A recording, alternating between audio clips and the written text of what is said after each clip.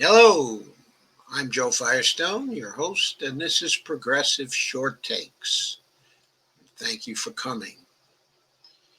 Okay, this one is about Joe Biden, who famously claimed on November 25th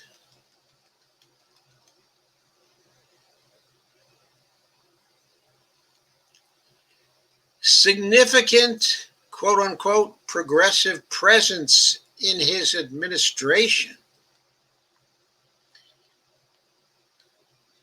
There's an article that appeared in Common Dreams by Brett Wilkins, staff writer. Headline, Disdain and Disbelief After Biden Claims, quote, significant, unquote, progressive presence in administration. And no wonder, because all people had seen by that time was a bunch of foreign policy people who did not appear to have a progressive among them.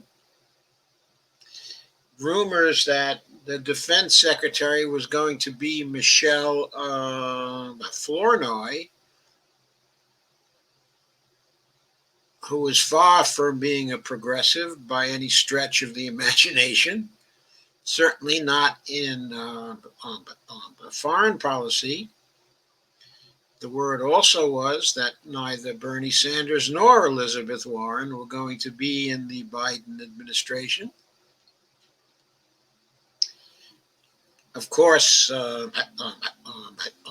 Janet Yellen has been indicated as the secretary pick, and it's just possible that some people might consider her a progressive, but not really too many. Anyway, progressive interest groups responded very quickly to President-elect Biden's claims, specifically the Justice Democrats and the Sunrise Movement. And they suggested some potential cabinet appointments that would lend credence to his claim, including Deb Haaland, Democrat of New Mexico, for Interior Secretary, either Karen Bass or Rashida Tlaib for Housing and Urban Development Secretary, and Representative Pramila Jayapal, Democrat of Washington, or former Detroit Health Commissioner Dr. Abdul El Sayed for Health and Human Services Secretary. Certainly progressive people, but since the majority for the Democrats in the House at present looks like it's going to be a very, very small one, so far only 222 seats are locked up for the Democrats.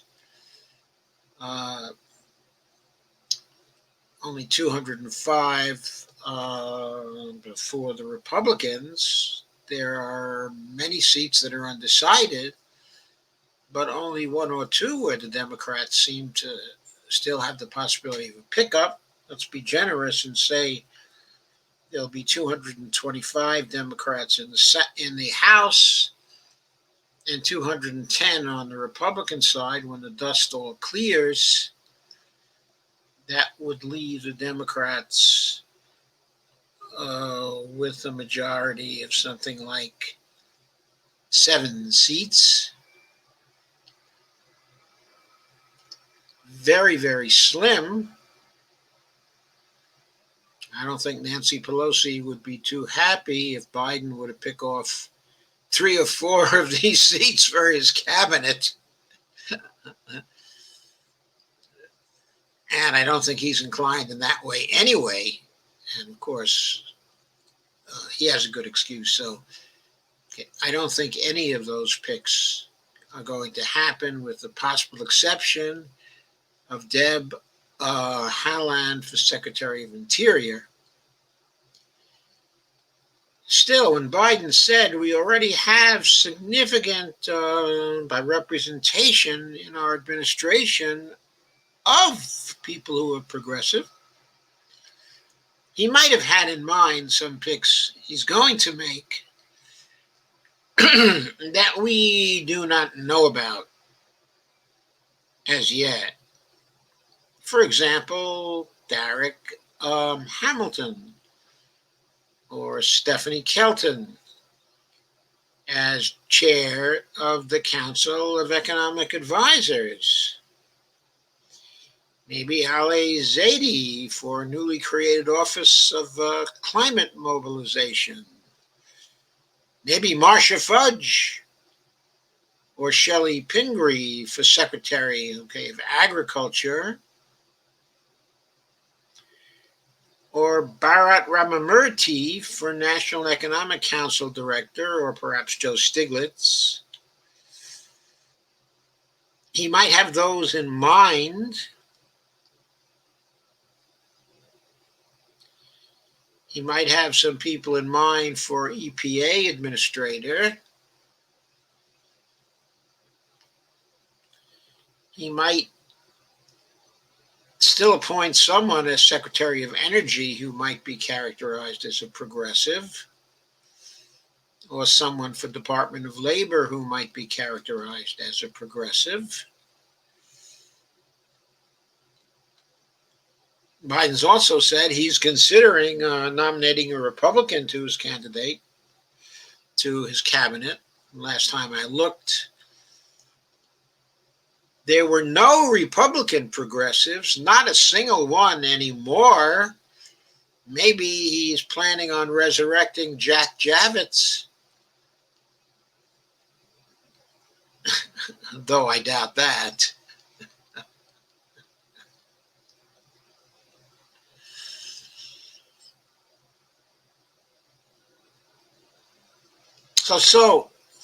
The Daily Beast on Tuesday published an article by Hannah Trudeau entitled, quote, the progressives can't find anyone in Biden's cabinet to be mad about yet, unquote.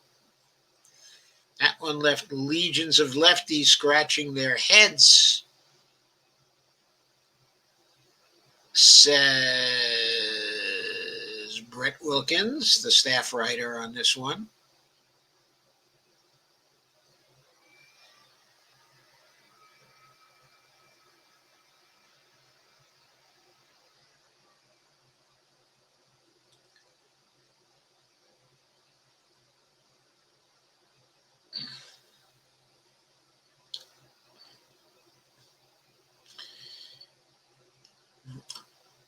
So I think both Joe Biden and the Daily Beast are kidding us thus far. The only possibly progressive person we've heard about thus far as a leading choice for the cabinet is the Secretary of the Treasury. Secretary of the Treasury, Janet Yellen. But there aren't that many people who would consider her progressive. More centrist with a slight inclination of the head over to the left.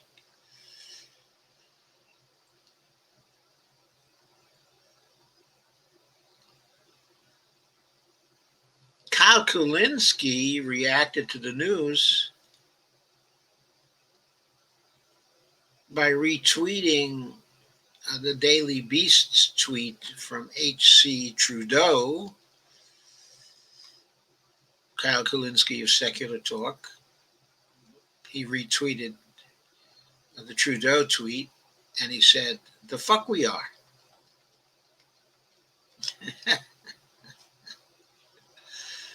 On the other hand, the progressives are really angry about Representative Cedric Richmond.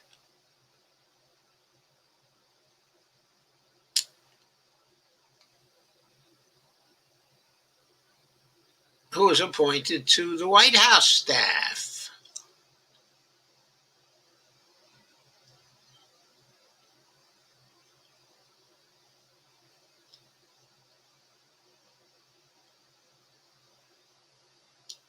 And Biden hired big pharma lobbyist by Steve Ricchetti. That did not please people at all on the progressive side.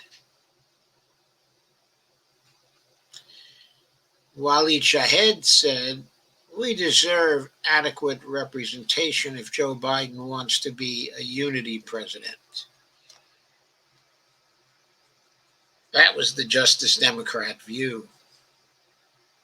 On the related issue of toxic chemicals, consumer and environmental activist Aaron Brockovich complained about Biden's inclusion of DuPont consultant W. Michael McCabe on his transition team. And she said, okay, in an op-ed, "Dear Joe Biden, are you kidding me?" I guess he was. He was kidding her. He was kidding all of us. There's a poll out from Data for Progress.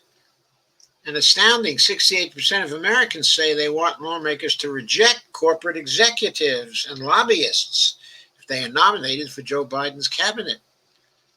Is this something new? Is this a surprise to Joe Biden? It's not a surprise to me.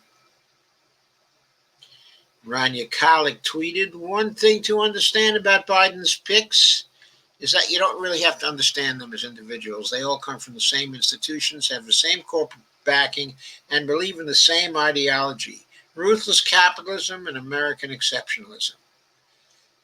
The American version, that is, of neoliberalism."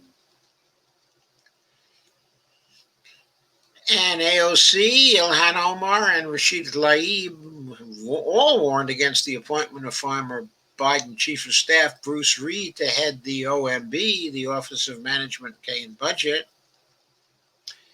On the militarism issue, Medea Benjamin ripped Biden's consideration for defense secretary, specifically Michelle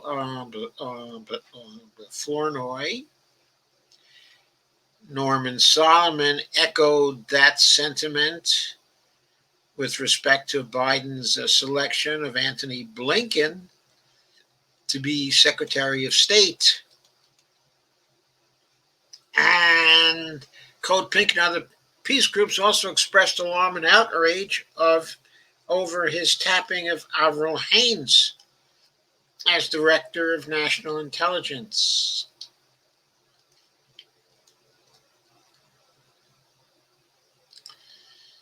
So yeah, Joe Biden, are you kidding us? Are you kidding us all? Okay. As Benjamin said, quote, "We don't care about your gender. We care about your plans. If you are a war hawk in heels, we will not be your fans," unquote. That was in response to Flournoy, the mention, okay, of Flournoy. So that's it. No, we're not pleased so far. We're very unhappy so far. We're very exercised so far.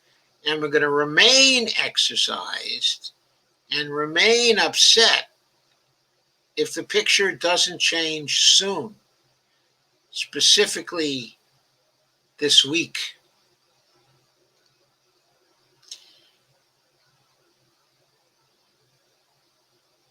That's it for this progressive short take. I'll see you again shortly.